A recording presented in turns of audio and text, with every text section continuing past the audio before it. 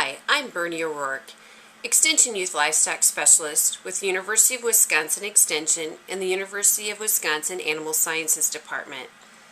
Part of the educational process for youth enrolled in meat animal projects is to gain knowledge about their project as a food animal.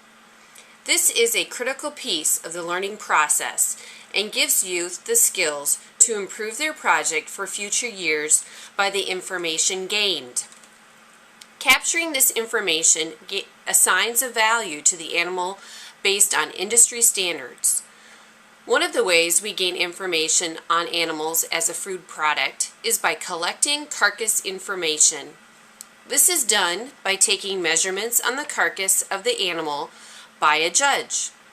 The majority of the county fairs in Wisconsin utilize the collection of actual measurements, although utilizing ultrasound to collect carcass data is done by some county fairs. Ultrasound is a technology that can capture carcass measurements such as back fat and loin muscle area without harvesting the animal. Although there are many pros and cons to using either carcass data or ultrasound, the important thing is being able to capture data and then being able to interpret what it means. In ultrasound, a technician will capture an image from the live animal in the same location where carcass information is collected. It produces an image from the ultrasound machine shown here. The technician will then use this image to estimate the back fat, loin muscle area, and in beef, a quality grade.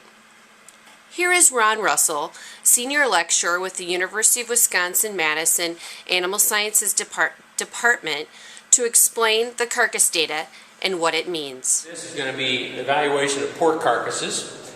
And what we try to evaluate on pork carcasses, in consideration that we get value from the whole carcass, let me do just a brief review of the parts of the carcass. We've got, of course, this area up in here is, of course, the ham, or on fresh pork, we might call it the fresh pork leg, but this is the ham. Then we've got the loin. The loin extends all the way from here, just in front of the ham, all the way down to the shoulder. It comprises this region right through here. And then, of course, we've got the shoulder. The shoulder is a two-part shoulder, one that we call the arm shoulder, the other called the blade shoulder. And we do also have the belly. And the belly is the region of the carcass that we use to manufacture bacon. And so all five of those major parts of the carcass contribute to value. Among the more critical value components of that are the loin, and then kind of the second most valuable parts from the carcass tend to be either from the ham or from the belly, and that tends to be somewhat dependent on what current market conditions are, whether or not the season favors more distribution of ham or a season favors the distribution of bacon.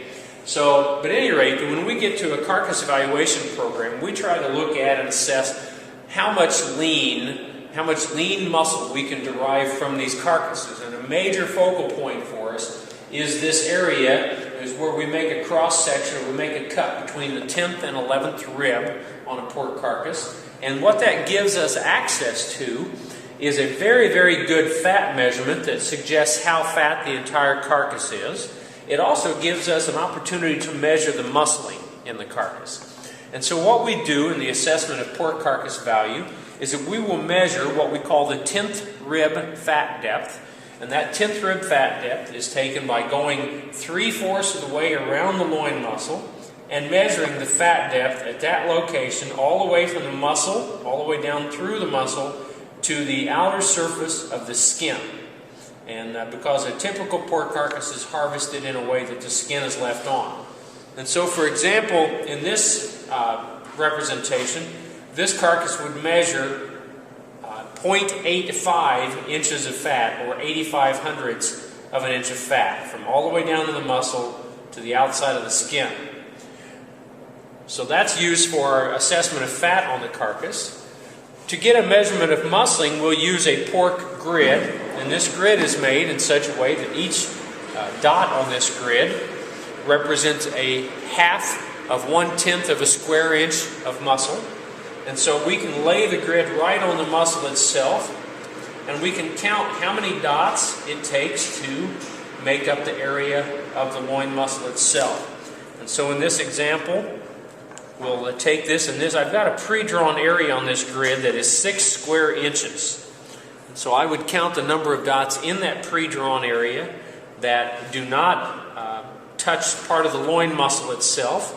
And then I'd count the dots on the outside of the pre-drawn area that are in part of the muscle, and kind of do a summation of the ones that count and the ones that don't count to get our final loin muscle area. So for example, on this one, in my pre-drawn area of 6 inches that are not touching part of the loin muscle, I have 1, I have 2, 3, 4, 5, 6, 7, 8, 9, 10, 11, 12, 13, 14, 15, 16, 17 dots that don't count, so to speak. Now I'm going to measure or count the number that are on the outside of that area. So I've got 1, 2, 3, 4, 5, 6, 7, 8, 9, 10, 11, 12, 13, 14, 15, 16, 17, 18, 19. I've got 19 dots that do count as part of the loin area. Well, the difference between my 19 and my 17 is 2 dots, and I had 2 dots more that contribute to loin area than that we're not counting in there. So essentially I've got 2 more dots than my original 6-inch area. So my area, because each dot is 1/2 of a 1/10 of a square inch, I've got a 1/10 more than my 6-inch area. So I've got a 6.1 square inch loin muscle. Alright, so then what we wind up doing in carcass evaluation is that we'll apply this fat measurement and the loin area into a formula along with carcass weight, and we'll get a prediction of percentage of lean in the entire carcass. And in many cases, percentage of lean is a very, very strong factor in our final carcass ranking. Now, one thing to keep in mind on this is that we've come into a time that swine producers did an extremely good job of selecting for genetics in the hog population that would be extremely muscular and lean, and we found ourselves now having some limiting factors. We need for pigs to have at least a 1/2 inch of fat at this 3/4 lateral measurement. If they have less fat at that area, then those pigs sometimes, or those carcasses, are sometimes too lean for desirable pork production. Sometimes they'll have pork quality issues. Sometimes they'll have belly thickness that is insufficient to manufacture bacon. And so the industry has gotten to the point that it's pretty much dictated and said, you know, we need those pork carcasses to have at least a 1/2 inch of fat at the 10th rib measurement. Another area that we've come into challenge with is pigs that are actually too muscular. Now, in a pork carcass show, light muscle pigs kind of move themselves to the bottom of a ranking because they don't perform well in percent lean.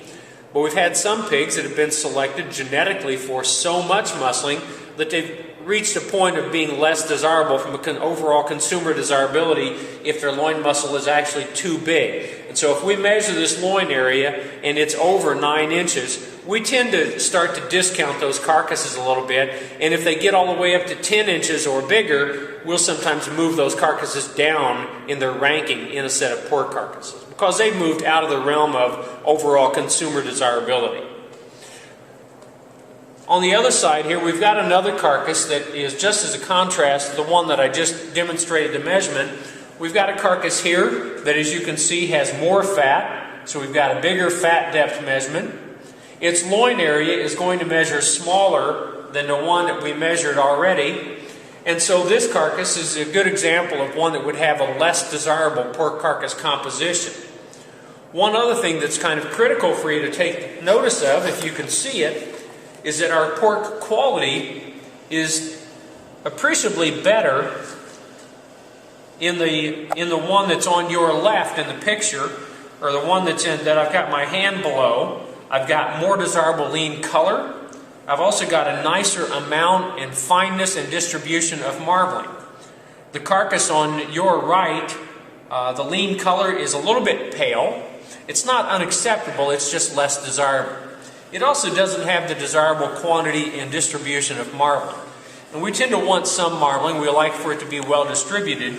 And this other carcass is certainly acceptable. It's just not as desirable as the one on your left.